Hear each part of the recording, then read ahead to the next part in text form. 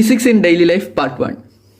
നമ്മുടെ ഡെയിലി ലൈഫിൽ തൊട്ടതിലും പിടിച്ചതിലും വരെ ഫിസിക്സ് ഉണ്ട്. ഞാൻ പറഞ്ഞു തന്നെ എന്താണെന്ന് വെച്ചാൽ ഫ്രിക്ഷനെ കുറിച്ചാണ്.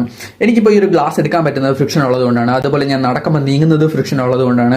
ഇനി ഞാൻ നടക്കുമ്പോൾ തെന്നി വീഴാത്തതും ഈ ഒരു ഫ്രിക്ഷൻ ഉള്ളതുകൊണ്ട് തന്നെയാണ്. അപ്പോൾ എന്താണ് ഈ ഫ്രിക്ഷൻ എന്ന് പറയുന്നത്? ഫ്രിക്ഷൻ എന്ന് വെച്ചാൽ രണ്ട് ബോഡിയുള്ള സർഫസുകൾ തമ്മിൽ കോൺടാക്റ്റിൽ വരുവാണ്. അപ്പോൾ അതിനകത്ത് ഒരു ബോഡി മൂവ് ചെയ്യുന്ന അല്ലെങ്കിൽ രണ്ട് ബോഡി ഓപ്പോസിറ്റ് ഡയറക്ഷനിൽ മൂവ് ചെയ്യുന്ന സമയത്ത് അതിനിടയ്ക്ക് ഒരു ഫോഴ്സ് ഇരുന്നുകൊണ്ട് പറയും, അവിടെ നീ മൂവ് ചെയ്യണ്ട എന്ന് പറയും. അപ്പോൾ അങ്ങനെയുള്ള ഈ ഒരു റെസിസ്റ്റൻസ് ഫോഴ്സിനെയാണ് ഫ്രിക്ഷൻ എന്ന് പറയുന്നത്.